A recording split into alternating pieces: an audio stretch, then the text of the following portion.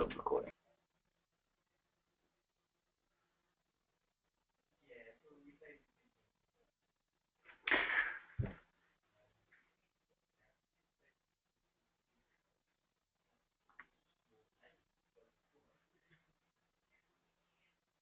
Hi there, everybody. My name is James Brook, and I'm the Managing Director and co-founder of the Strengths Partnership organization.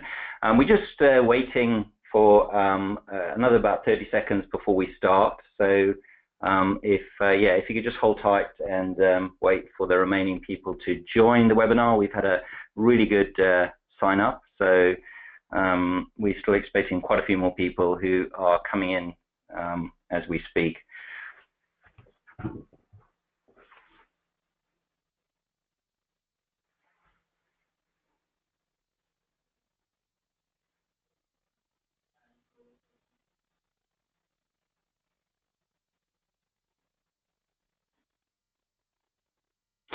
Right, let's get started. So just to say again, for those of you who have just joined us, my name is James Brook, and I'm Joint Managing Director and founder of the Strengths Partnership organization, and we also produce the Strengthscope assessment platform.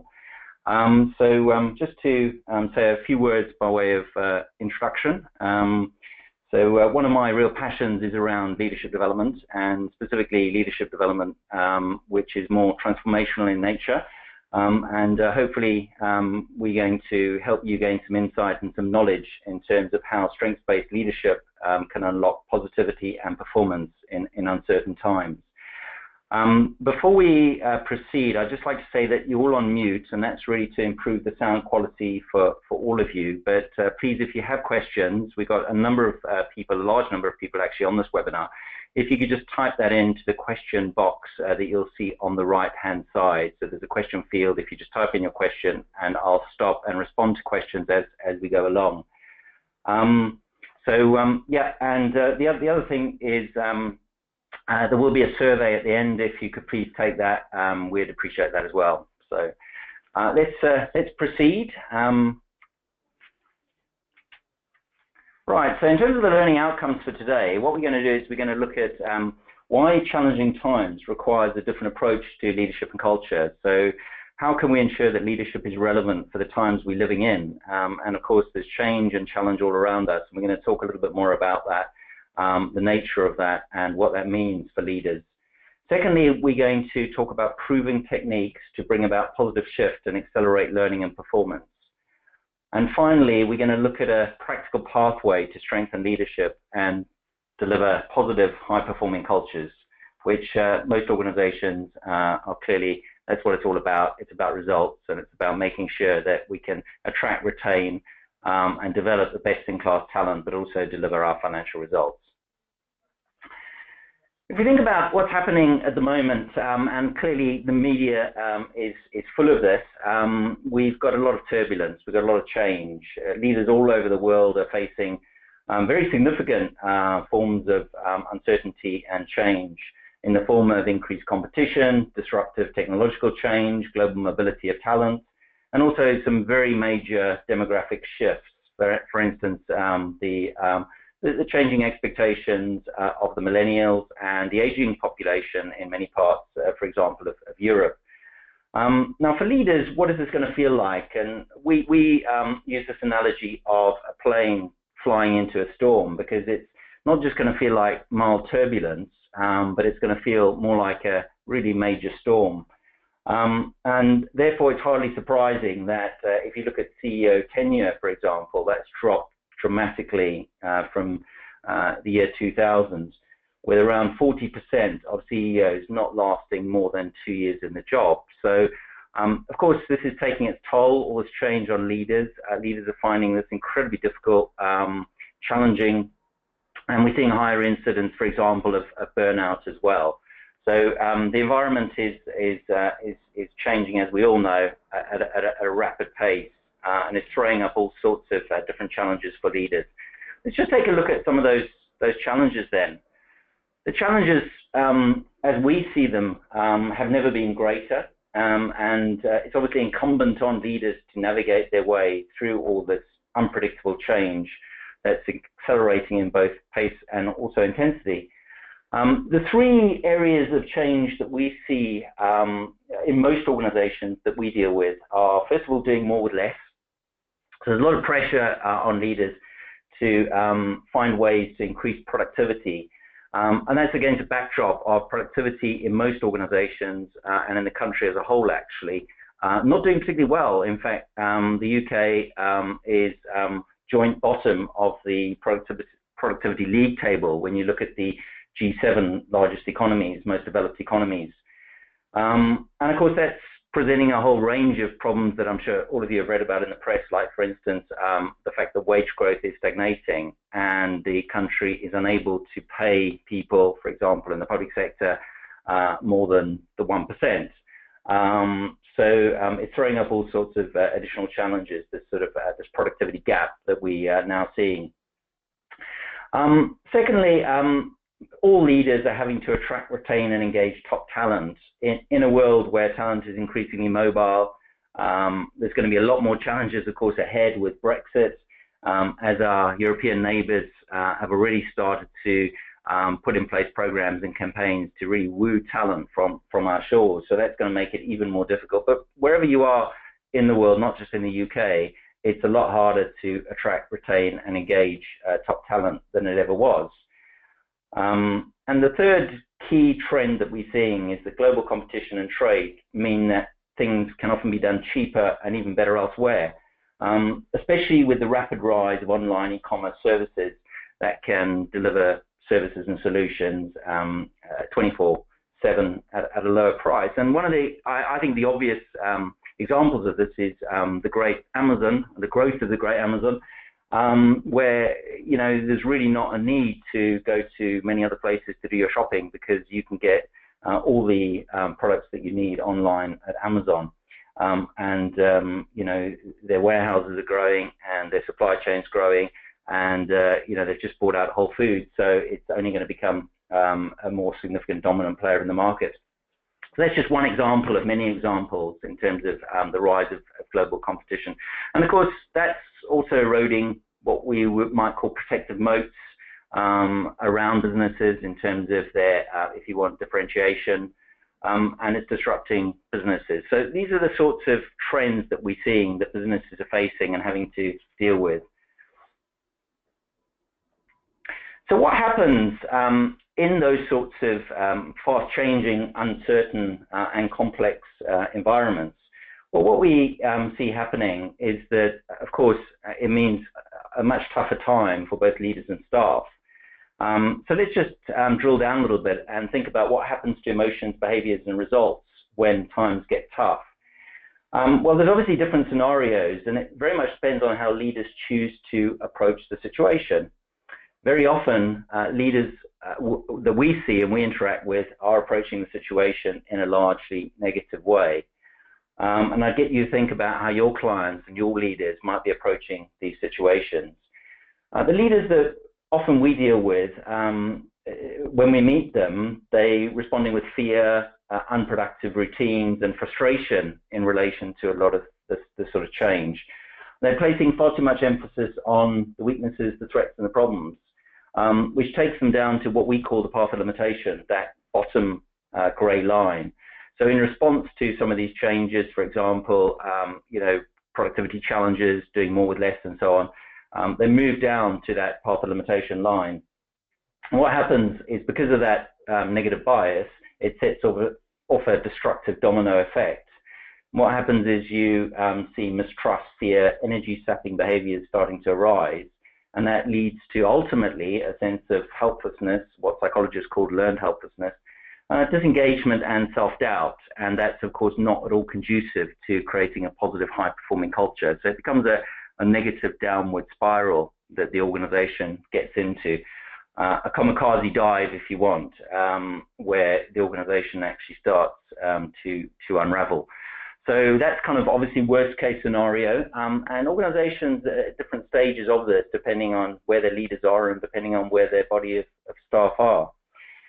So what can we do about this? Well, we're going to talk about that shortly, but first of all, what I want to talk about is I want to talk about some of the key drivers of people excellence, because in order to understand leadership, behavior and what leaders can do to achieve excellence, we've really got to understand the full range of key drivers of people excellence.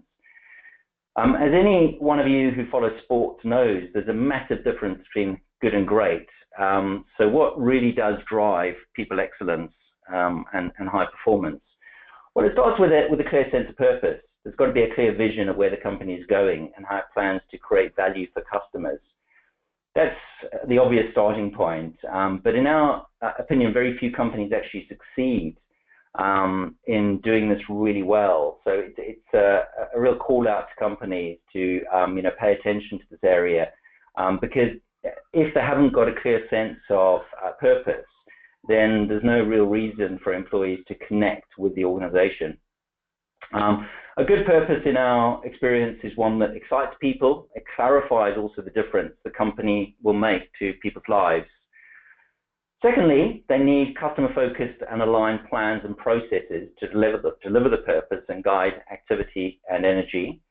Also, there needs to be a real passion for the purpose and for working for the company and the jobs that people are doing. That's obviously going to fuel energy and engagement to the organization and help staff stick to the task and master it, even when times get tough.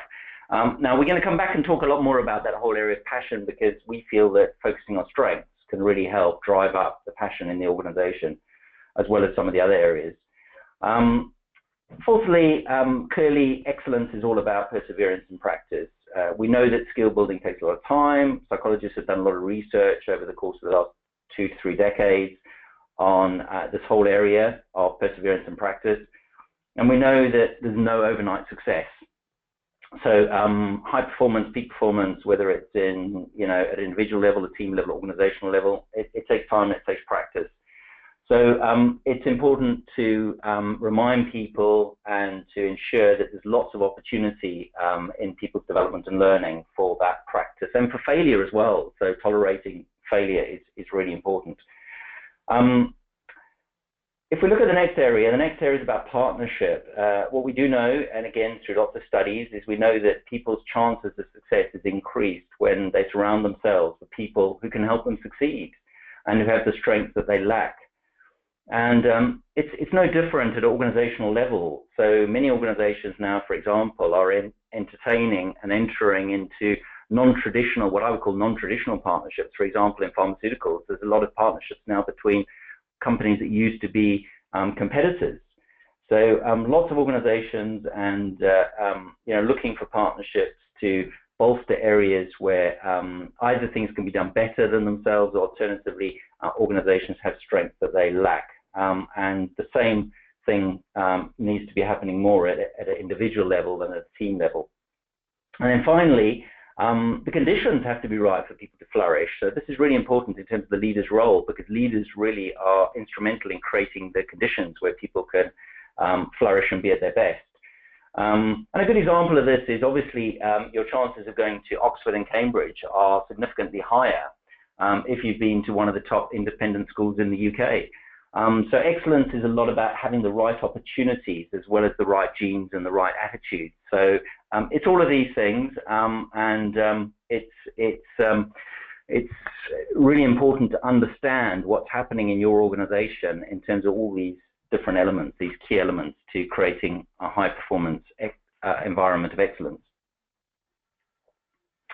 Let's just briefly talk about then our strengths definition. We talked a lot about strengths, and we referred to strengths, but it's important that we have a clear definition for this. So our strengths definition is relatively straightforward. These are underlying qualities that energize us and things that we are great at, or certainly have potential to become great at. So the strengths are essentially the fuel that drives us to do our best work and go above and beyond. They help us persevere. They help us build skill and experience in areas where we have the most energy. And what's important for organizations to do is to help people not just discover their strengths, but ensure that individuals are building skill, experience, and agility in areas of strength, and also that those are aligned with the organizational goals. And an organization like Facebook does this really well, because when people come into Facebook, people are profiled up in terms of their strengths, and then people are matched up with opportunities and roles based on their strengths profile. and move between projects also based on what really is most energizing for them and they consider as most positively challenging. So that's an example of a company that's using a strengths-based approach to not just hiring people, but also to developing people and deploying people on a day-to-day basis. So if we consider why focusing on strengths is so important, one of the reasons it is so important is because it helps develop what we call psychological capital. And in today's world, leaders need not just to be developing financial and human capital in order to survive and thrive, but they also need to develop this area called psychological capital, and that is becoming an ever a key ingredient to make sure the organization of today is resilient, agile, and innovative, and has a positive culture where people feel valued and can do their best work. So let's just drill down into these different aspects of what we mean by psychological capital. There's 5 key aspects to psychological capital. And by the way, there's been a lot of research done by somebody by the name of Fred Luthans in the US specifically, but a lot of his associates and a lot of people since Fred Luthans as well. But Fred Luthans really coined the concept of psychological capital. There's 5 key elements. So the first element is around hope. Hope is really an expectation that you will achieve positive outcomes and find ways to achieve your goals regardless of how tough things get. Bishop Desmond Tutu, who was of course very key to the dismantling of apartheid in South Africa, said hope is being able to see that there is light beyond the darkness. And I think a lot of people feel that there's a lot of negativity around at the moment, there's a lot of darkness around, and so hope becomes essential in terms of building that positive mindset and a sense of forward momentum for the future. Optimism is a belief that things will work out for the best and setbacks are only temporary. It's a belief that problems can be solved and differences resolved. And Colin Powell, for example, said that optimism is a force multiplier, and I would absolutely agree with that. You know, it wouldn't probably be appropriate to have everyone in your organization being optimistic, but what is important is that there's a general sense of optimism in your organization. So it's something also that we know through a lot of research can actually be built and developed over time. But it's important that the people who are naturally energized by it, we leverage them and we get them to be the infectious force that, as I say, can help create a more energizing work environment. Resilience is really all about the capacity to bounce back and learn from adversity. People who we know from a lot of research, people who learn to recover quickly from setbacks and failures, usually focus on the positives. And being resilient in today's world is really important because people need to be able to learn to fail fast, and people need to be able to learn to handle a lot more pressure and stress. Self-confidence is the belief that you have the skills and resources to achieve your goals. So it's really about the fact that you've got what it takes and you can mobilize the necessary skills, abilities and resources to be successful and to achieve high performance. And that's of course incredibly important in the modern world. And then finally, positive stretch, which you may not have come across before, that term, but I'll just explain a little bit more. Essentially what it means is the opportunity that you feel you have to move beyond your natural comfort zone to learn and grow. And you know, everyone essentially is looking for, or certainly the vast majority of people are looking for positive stretch in their roles. They're looking to feel valued, they're looking to achieve high performance in areas where they feel they can give the most.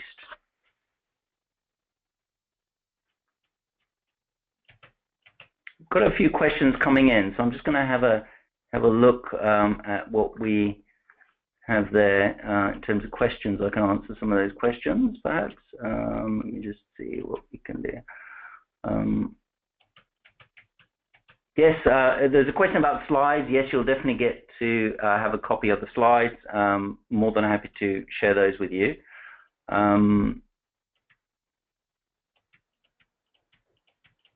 Yeah, there's just a question about the slides there, so more than happy to share those. after the webinar. So definitely, you don't have to take copious notes now. We'll share the slides.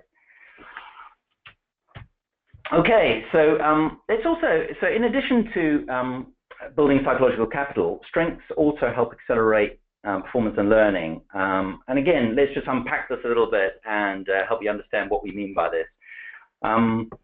First of all, strengths help people develop a more curious, positive approach to learning problems and interpersonal differences. They therefore, people therefore strive for continuous improvement and excellence. And if you compare and contrast that to people who have a fixed mindset, and the person, by the way, who you can go to for further reading about this is a lady by the name of Carol Dweck. I'm sure some of you have come across her. But she distinguishes between a growth mindset and a fixed mindset. So growth mindset, people are curious, they believe they can grow, they believe they can develop, they believe that they can continue to achieve ever higher levels of mastery. But if you compare and contrast that to people who have a fixed mindset, those people don't believe they can change much. So what they do is they focus on tasks that are relatively easy to accomplish and where they can demonstrate good performance, but not necessarily great performance. They believe essentially that what we're born with doesn't change that much, and so you can't sort of grow and develop. And Carol Dweck's also shown, it's quite interesting, that you can actually move people from a fixed mindset towards a growth mindset through good development and through good awareness raising as well. So we can talk about that a little bit more later in terms of how to do that. Secondly, the focus on strengths helps accelerate performance and learning through enabling people to stay motivated for longer, helping them persist in the face of change. It also helps people recognize the importance of understanding that their co-worker strengths are really important, and that by leveraging those and building partnerships in areas where they are not strong, they can achieve even more. It also helps people become more aware of how they can find positive stretch, challenge opportunities, as we've already talked about, in areas of natural strength and potential. And that's very different from what we would call negative stretch, which is stretch in areas of low energy, areas that are maybe de-energizing for people. So, for example, I'm definitely not someone who's strengthened by detail, and I've had bosses in the past who have given me lots of detailed work, and that's drained my energy. And then finally, reducing defensiveness to feedback is definitely something that the strengths approach helps to achieve, because essentially the strengths approach accepts that nobody is perfect, everyone's spiky and has great strengths, but also areas of weakness and areas of vulnerability. So it encourages people to use their natural strengths to excel, but also to find creative ways using their strengths to deal with weaker areas. And some of the ways that it does that is through proposing to people to partner with others, or using compensating strengths to reduce weaker areas. And of course, the other interesting thing that we know through a lot of recent neuroscience is that focus on strengths and successes and solutions helps release happy hormones like oxytocin and serotonin and so on, which speeds up the learning process even further. So all of this, as I say, has a very positive effect in terms of both performance and learning.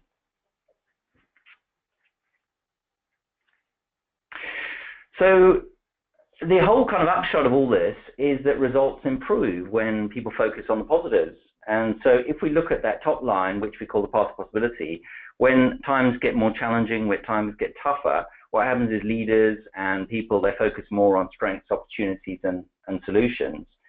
That opens up trust, hope, and energy boosting type behaviors, which results in a greater sense of powerfulness, a greater sense of engagement, and also more self-confidence. So it sets off a very positive chain reaction, a virtuous cycle if you want. And of course, all this doesn't mean that we don't focus on negative emotions at all, and that we deny negative emotions, which would also be very counterproductive. And I think this is best illustrated in the Pixar movie Inside Out, where it's clearly shown through the story.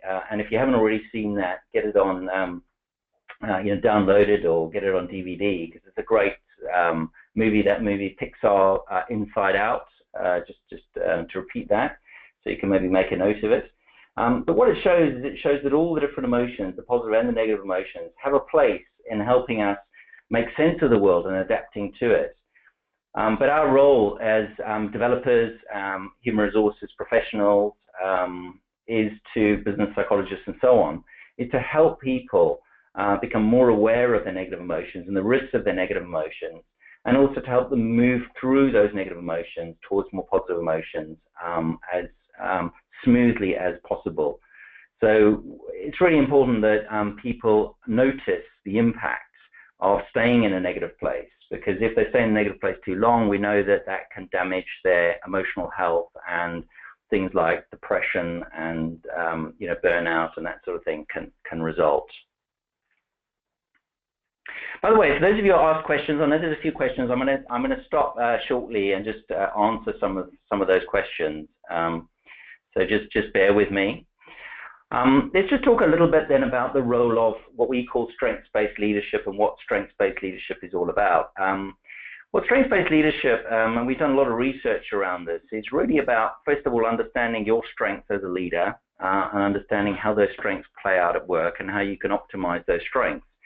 And it really starts with a clear set of aspirations that each leader, we feel, needs to have, together with a full understanding of their values and how their values relate to the way that they work and relate to also the value that they want to contribute to the organization. So how do individual values relate to organizational values? Most importantly, it's also about helping the leader understand their strengths and how the leader can kind of optimize those strengths in the way that they lead and be authentic about the way that they lead. And of course, it's not just about aspirations, values, and strengths. Ability is also really important, both natural and acquired talents and skills, where the individual has an opportunity to shine and how the individual can use those. And we find that through a lot of research that we've done and through research that other people have done, peer-reviewed research and so on, that leaders use very, very different strengths to achieve success. But almost all leaders put in place habits, leadership habits or behavior sets around the 4 areas in the second circle that you see there. So if we look at those 4 habit areas or 4 behavior areas, every leader needs to be able to share a clear vision and sense of where the organization is going. Every leader also needs to engage people, what we call sparking engagement, and needs to help people achieve their best possible performance. Every leader needs to also be able to monitor performance and take corrective action where necessary and help people improve. And of course, every leader also needs to sustain progress through making sure that they're helping people adapt and they're giving people feedback and they also recognizing and celebrating success. So these are the 4 habit areas that every leader, regardless of their strengths profile, needs to be able to demonstrate.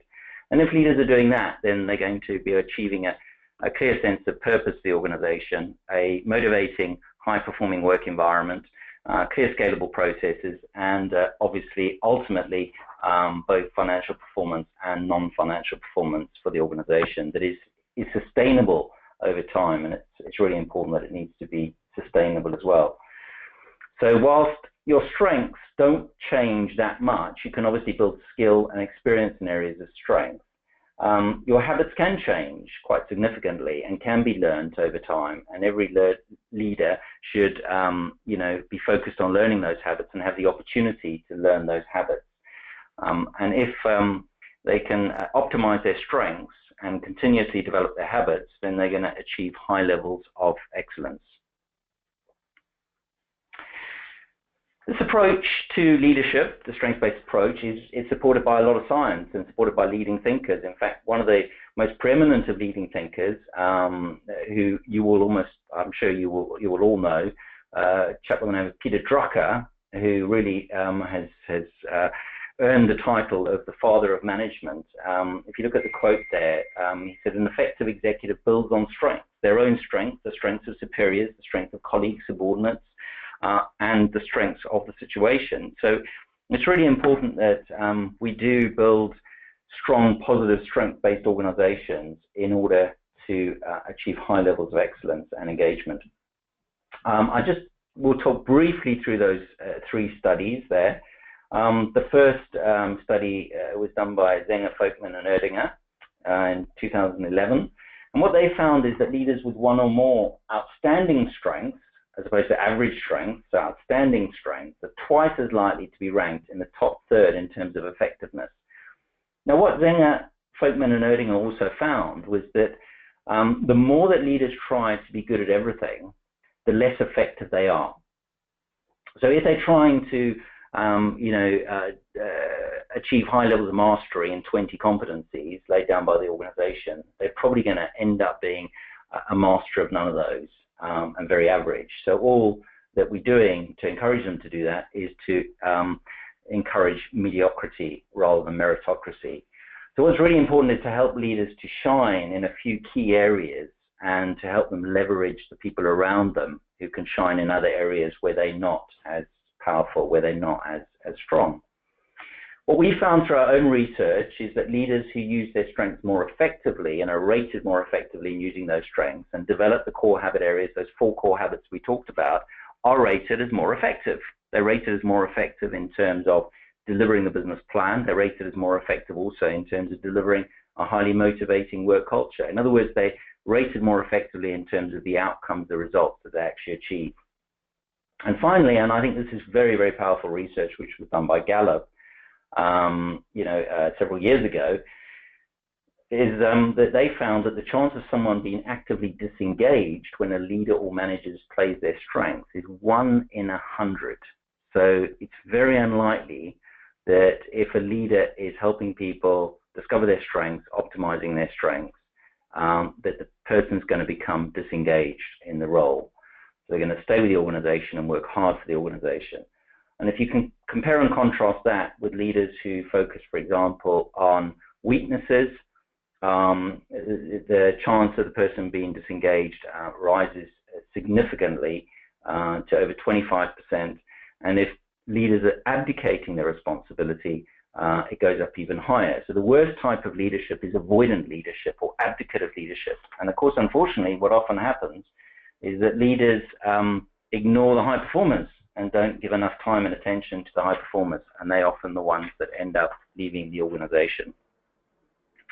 So the whole strengths-based, as I say, leadership approach is strongly supported by science and strongly supported by leading thinkers and used by a wide range now of organizations all around the world. And there's more and more organizations who are coming on board with this approach in terms of the mainstream approach to develop their leaders, develop their organization to achieve high levels of performance.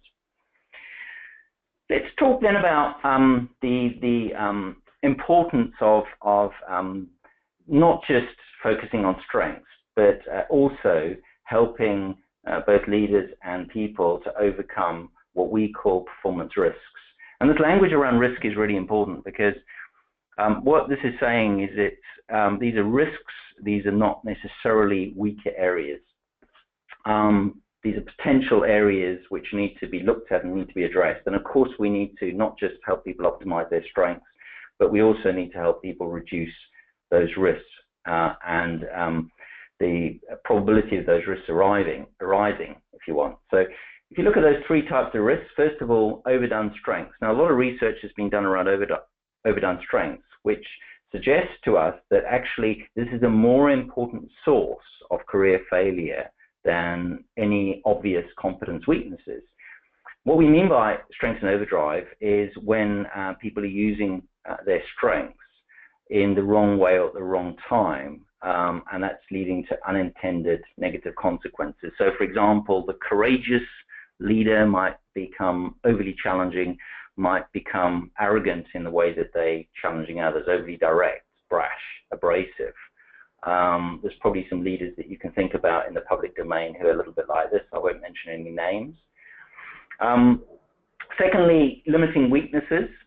Those are really important as opposed to allowable weaknesses. These are things that limit the individual's ability to do a good job. And thirdly, sources of interference, which are psychological factors underlying kind of inner assumptions and beliefs that are frustrating or blocking effective performance. And a great example, of course, I always think about interference would be what happens on the tennis courts of Wimbledon. We're based in Wimbledon, just down the road from the tennis. And when you watch some of these players play, there's often a turning point in the match, and that's because the voices of self-doubt for the losing player have become so loud that they overwhelm the voices of possibility and the voices, you know, of strength. So it's really important that we also don't ignore those sorts of interference as an important part of derailment. So those are the three kind of areas that we typically talk about in terms of risk, and help leaders to understand those areas of risk and to deal with those areas of risk, as well as to optimize their strengths. But of course, by understanding our strengths, it's much more likely that we can get on top of those performance risks. And we always say to leaders that in order to understand their overdrive, which is probably going to be their most important source of career failure or derailment, or potential source of career derailment, it's important to understand their strengths, because you can't clearly talk about overdrive unless you're aware of your strengths. So the starting point is to become more aware of strengths, and then you can start thinking about the overdrive factors and where that overdrive shows up. What are the trigger factors for that overdrive? Is it stress? Is it pressure? Is it the organizational environment? So what's happening to give rise to those strengths in overdrive? And we can send you a lot more information about strengths and overdrive if anyone's interested in that. I'm just going to do one more slide, and then what I'll do is I'll stop for questions. Because what's really important is not just to look at strengths at an individual level. What we do is we help businesses look at strengths at team levels and organizational levels as well, which is really important. And in particular, we help organizations think about what mix of strength they need, that needs to be hired and needs to be developed in order to execute their strategy. So the starting point is to obviously find out within the organization what's already working well. What are their core strengths? What are people most energized by? Are they most energized by relational strengths? Are they most energized by thinking strengths, or a mixture of all the four areas? And we map that for the organization. And then we talk to organizations about what's really important for the future in terms of their strategy, in terms of their vision, and what strengths do they need. So questions we might be asking would be things like, how well are your strengths and skills aligned with the purpose and goals for your company? How well are people's strengths matched to roles? What strengths might be overdone? What strengths might they need in future? And what will help them to get those strengths? Is it a buy strategy? Is it a build strategy? Or is it a borrow strategy? For example, bringing in interims, bringing in contractors, partnering with external partners, external organizations, and so on. So that buy, build, borrow is really important in the context of this discussion. And then how might external changes impact the strengths and skills required in future? And then what are the major risk areas and how can those be tackled? And it's really interesting working with, for example, several large retailers in the country, how different the strength profile for the different companies can be, and the different challenges and opportunities that throws up. So yeah, we as I say, work with different organizations and map not just strengths at an individual and team level, but also at a whole organizational level to understand what shift they can make and how they can make sure that they've got the strengths that are required for future success. Okay, let me just stop and take some questions now. We've got quite a lot of questions that have come in. So what I'm going to just do is pull up those questions, and then we can start looking at those. So just getting back to, let's have a look. So when to realize when positive stretch and challenge are outside the comfort zone can't be a permanent state. Otherwise, it could create a feeling of never being satisfied, or running all the time for someone without the time. Okay, I think I understand what that's saying, and I would absolutely agree. So there's something there about what we need to do is help people stretch outside with support their comfort zone, and make sure that they're not feeling that they're moving into that panic zone, and that once they've got the development, they've got time to bed in the new skills, to bed in the new experience, and they're not continuing to be stretched to the point where they're in that panic zone and anxiety and frustration results. So absolutely agree with that. how do you manage strengths if they are in overdrive? Is it as bad as having a non-strength? Very interesting question. So how you manage a person with strength and overdrive is, first of all, to make them aware of what's happening when the overdrive occurs. Also the triggers for that overdrive. And so it's really important people understand when that overdrive is occurring, and then to coach them and to support them and to help them to put in place strategies to deal with that overdrive and to reduce the effect of that overdrive. So we do a lot of work around, and it's not just external coaching, it can also be peer coaching. So getting, for example, your peers or your colleagues to point out when your strengths are going into overdrive. So there's a whole range of strategies that you can put in place to help people. But I have to say that we've had some of our major breakthroughs with top leaders, many of whom, I would suggest that probably 95% of whom have never, ever come across this notion of strength and overdrive. Yet the research is suggesting that it's the most important source of failure for those people at the top. And we see that in every type of organization, and we see that in the political sphere as well, where there's been some high-profile examples of people who have failed, like Margaret Thatcher, because of strengths that have gone into overdrive. So it's really important, that awareness, but also helping people to develop new habits and to change their behavior to reduce the incidence of that overdrive. And coaching is probably one of the most effective ways to do that. So how do you manage, this is another question, how do you manage strengths if, let me just see if I can, if they're in overdrive a lot? Sorry, that's the same. I love Inside Out and recommend it. Great, thank you. Thank you for that feedback. Okay, let's move on. We'll stop for questions a little bit more later. So what do we do, and how do we help develop these leaders? Well, hopefully we've shown you some of the key underpinning concepts and models in terms of how we would help develop leaders. But let's just talk to you a little bit more about a pathway to build more positive cultures. Well, it's basically based on a simple three-step process, which is assess, develop, and sustain. It sounds simple, but actually it's more complex in practice. So we've got these three levels. Let's drill down into the assess first of all. It starts off with really a strengths discovery process at the individual, the team, and the organizational levels to really understand what the key strengths are, but also what the risk areas are for those organizations.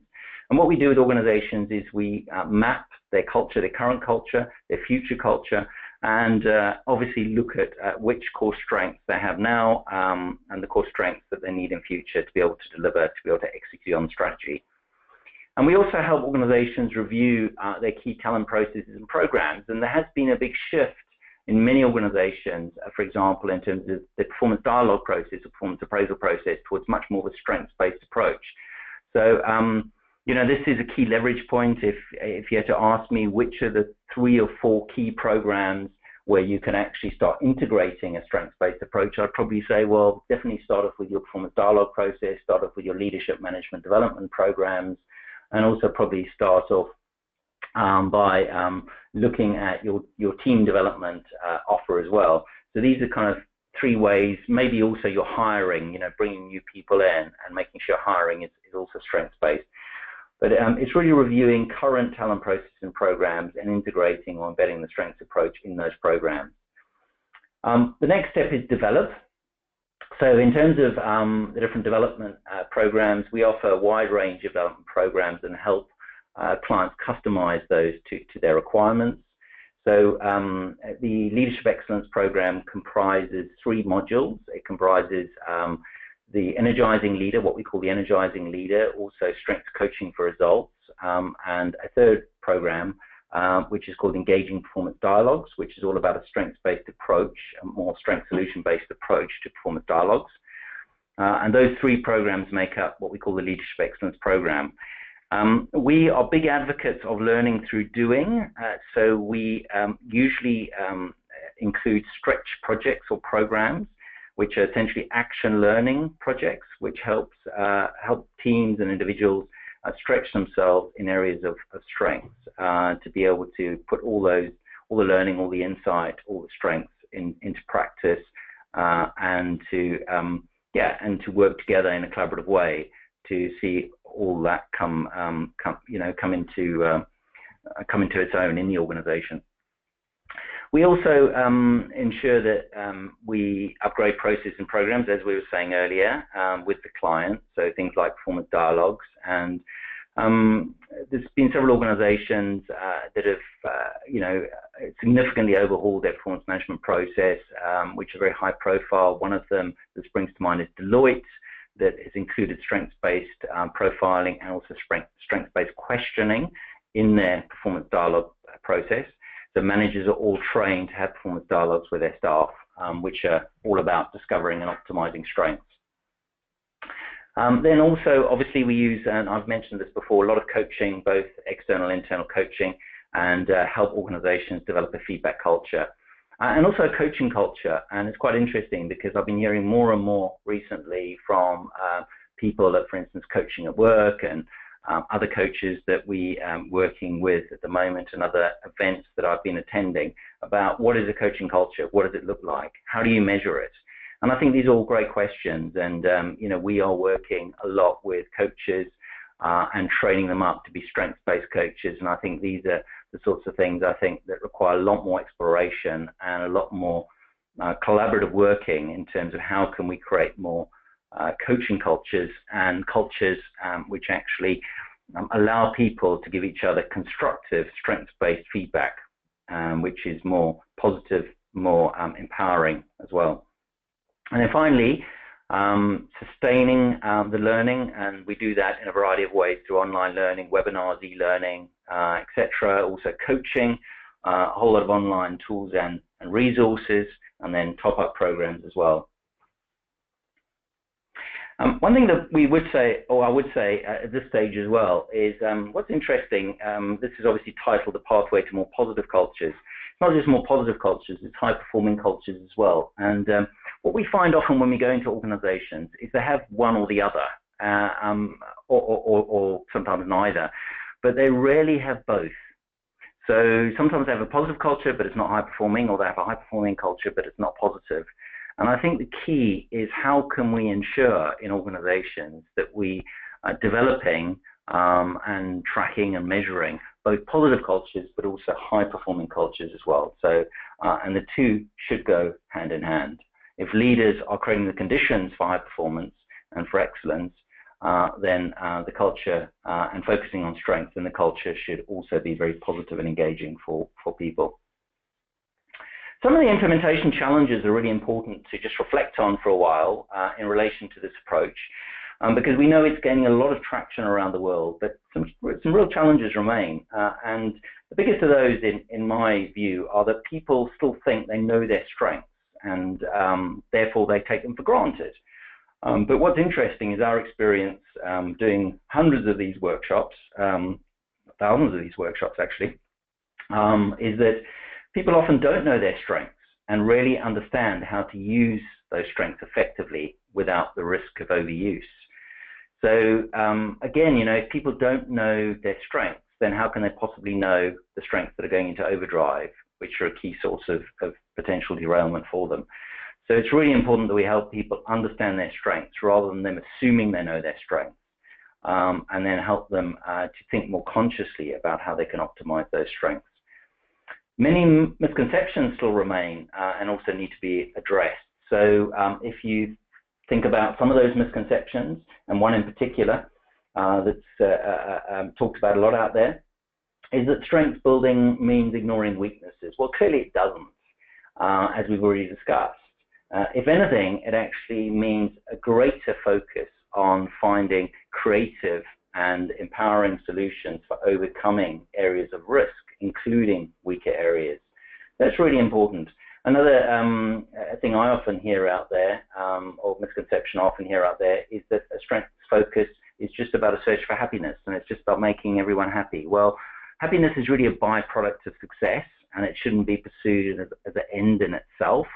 And that's our view on happiness. So of course happiness is really important, but we become happy through achieving our goals and through achieving our aspirations. And so if we can align those aspirations and goals and help people play their strengths more fully, they will become happier.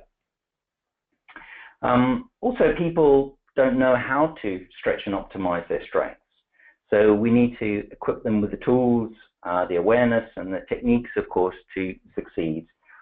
And then finally, there's a lot of focus still, and that continues, even though this approach is gaining a lot more traction in organizations now. We still hear and see a lot of focus around weaknesses, a lot of focus around deficits, a lot of focus around problems. But all the evidence, of course, that we're seeing and all the research evidence points out that a focus on weaknesses is not going to build a high-performing organization. All it's going to do, at best, is it's going to create a mediocre organization. At worst, it's going to actually create a downward negative spiral, and organizations are going to fail as a result of that focus. They're certainly not going to build high levels of productivity and high levels of positivity. So we need to work together, all of us, and everyone on this webinar as well, to build more positive and productive organizations that are going to contribute to more positive communities and societies. And I think that's probably why most of us came into this field, and most of us love this field. What we want to see is we want to see more positive organizations, we want to see more positive people, and ultimately a more positive society. I just want to finish off before we take the final set of questions with a great, and I think this is a fabulous quote to really capture the essence of what we've been talking about, which is that clearly times are tougher, clearly there's a lot of pressure, there's a lot of uncertainty out there, there's a lot of complexity out there, but as Wilbur Wright of the Wright brothers said, no bird soars in a calm. So we need this wind, if you want. We need this pressure and turbulence to thrive and to grow as individuals. And individuals and the human condition is such that we have the amazing ability to stretch and to overcome even the worst of times. And I think that what's really important is that we need to build positive leaders and a positive culture where people are encouraged to use the full range of their strengths and skills and experience to deliver valued outcomes that make a real difference. So hopefully that's been useful. Hopefully it's given you some food for thought. Let's just see if there's any final questions before we close off. Any final questions, any comments that anyone's got before we close? Hopefully you found that very valuable, and hopefully it's given you some thought. We will be sending out some additional bits and pieces to you, including, by the way, the slide, as we said, the slide deck.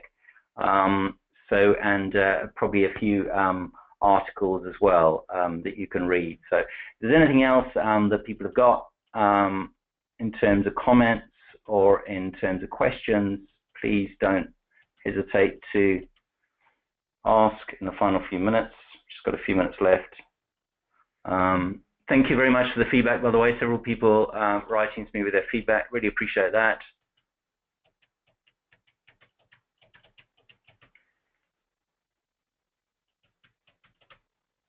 Right, I'll wrap up now. It doesn't seem, hang on, really great session. I'm just looking, there's a few more bits and pieces coming in. Yeah. Okay, well, thank you very much all, and hope you have a great day, and hopefully you get time to enjoy some Wimbledon tennis this weekend. And if you're not a tennis fan, enjoy whatever you're doing, and have a great summer. So, and hopefully we'll see you all soon. You take care, and thanks again.